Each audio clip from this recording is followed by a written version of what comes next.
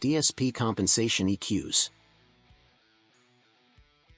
There are 5, 16-band compensation EQs. One for each pair of channels. These EQs are for fixing anomalies in your system performance, whether it be a overly bright tweeter, or maybe a dip in your mid-range response. This section is where you will fix those issues during initial setup. Once set, these 5 EQs should never need to be adjusted again unless you make a change in your system setup. As you can see here, I'm adjusting the front and rear power channels to compensate for a spike in the 6.3K band. Now I'm going to smooth out a spike in the mid-range response on channels 1 through 4 at 400 Hz.